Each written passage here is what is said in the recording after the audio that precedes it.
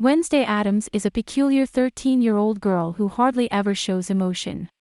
She has a strange fascination with death, and this is evident in her gothic fashion sense, always dressed head to toe in black and white.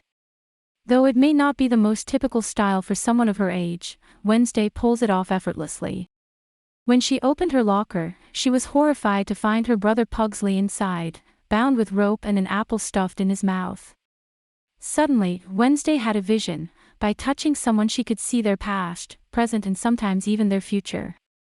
Wednesday immediately knew who was behind her brother's circumstance. It was a group of bullies from the swim team.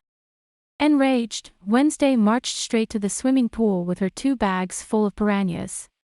Without warning, she unleashed the deadly fish into the pool as the bullies screamed in terror, jumping out and trying to escape. Wednesday was determined to make it clear to everyone that nobody should ever dare pick on her beloved brother. Seeing her tenacity and courage, no one could help but admire her. However, Morticia and Gomez, Wednesday's parents, had had enough of their daughter's impish shenanigans. They had to move her to a new school. Morticia and Gomez were both alumni of the Nevermore Academy, a place where students with supernatural powers learned to control them. It was located in the middle of dense forest, making it difficult for outsiders to find. One day, a hiker decided to brave the journey through the woods alone, hoping to explore and discover more about the school and its inhabitants. He was never seen or heard from again, and his mutilated corpse was found by the local sheriff, who began a thorough investigation. The locals were spooked by this mysterious incident, but none of them knew what had happened to the hiker or who could be responsible for it. It seemed that someone or something out there was keen to keep the secrets of Nevermore Academy hidden away forever. Morticia and Gomez were concerned about what could have happened, so they decided to take matters into their own hands and investigate the school themselves. They traveled back to Nevermore Academy and soon discovered that a powerful witch was behind all of this. The two immediately clashed. The differences between them were too much to ignore.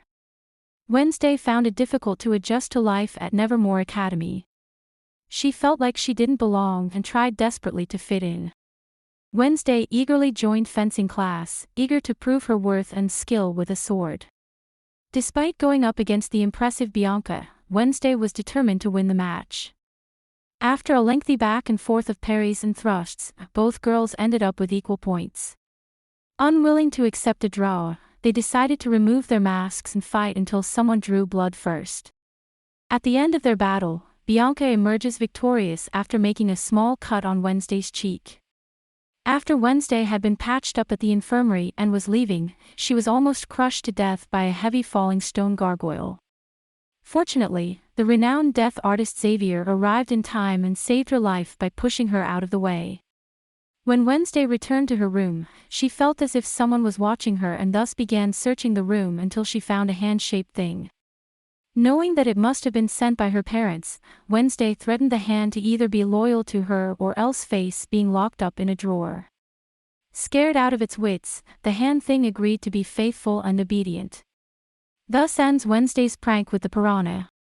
Realizing that she has been defeated, Bianca leaves and Wednesday is left victorious in this battle of wits.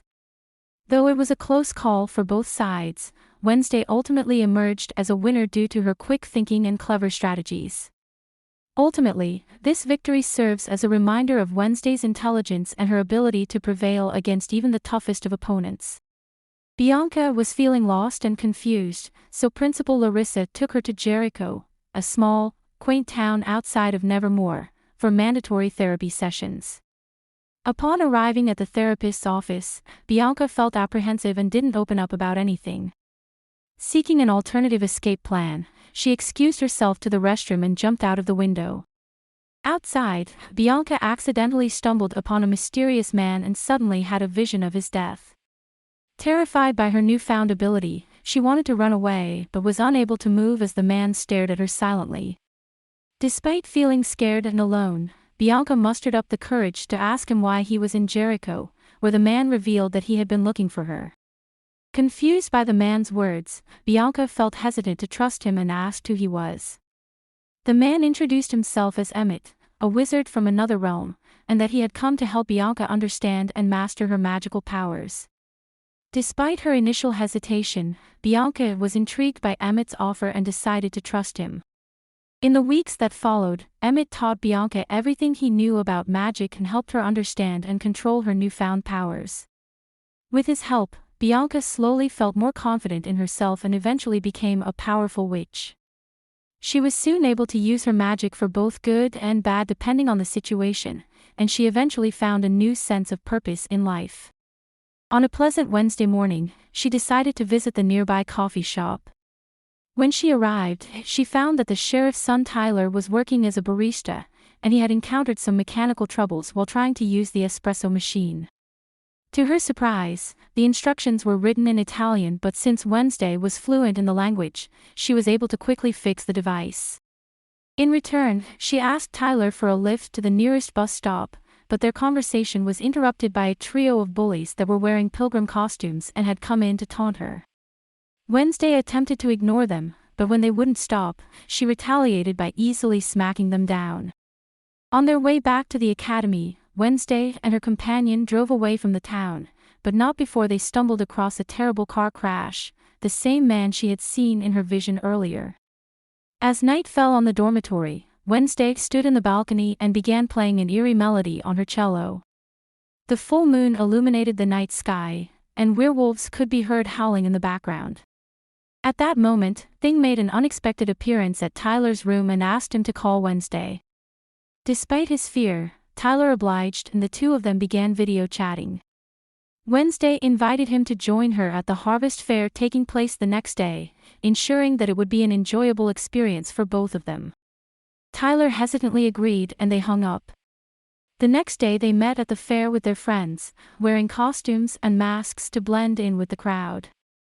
Wednesday had a plan, one that would help her discover more of her magical powers. Unbeknownst to Tyler, she was about to put him in danger. Little did he know what awaited them at the harvest fair. Despite Wednesday's best efforts, she was unable to escape the Nevermore Academy with Tyler. As they were at the fair, Larissa kept a watchful eye on her like an eagle to ensure that she didn't go anywhere. However, Wednesday managed to slip away and eventually stumbled into one of her classmates, Rowan. As she touched him, her vision came alive. In the vision, Rowan had been mauled to death by someone. The horrific sight caused Wednesday to have a change of heart and go back to save him from his impending doom. Rowan revealed that he was aware of his mother's visions who had seen Wednesday destroying the Nevermore Academy 25 years prior. He believed that he had to kill Wednesday before she could cause such destruction and so, using his telekinetic abilities, he began to choke her. After some searching, Wednesday and Tyler eventually arrive at the train station to look for Rowan. However, they soon realized that the area had been totally empty and that nobody was present. Suddenly, they spot someone entering the restroom and Wednesday quickly follows them to investigate. To their surprise, it was none other than Principal Arisa, the shapeshifter. Wednesday and Tyler soon find out that Principal Arisa was actually covering up Rowan's murder. Acting quickly, Wednesday and Tyler begin searching the woods for clues to Rowan's disappearance. After some time, they come across a pair of glasses with a strange drawing on it. Knowing that this must be linked to Rowan's disappearance, Wednesday and Tyler head back to school and confront Mrs. Hart, their teacher, about the book. Mrs. Hart reveals that the purple book belonged to an old student society called the Nightshades. She also reveals that the Nightshades were a group of students practicing dark magic and that they had been responsible for the disappearance of Rowan. Upon snapping twice, a secret corridor opened up, revealing an unknown chamber. If this academy had a beat poetry club, this portal would not be a secret, so Wednesday was immediately suspicious. She managed to find Rowan's book from which the picture had been torn and put it in her backpack. However, before she could go any further, someone thrust a black sack over her head. When the sack was taken off, Wednesday found herself surrounded by Bianca Xavier and some other students who were all members of the Nightshades Club.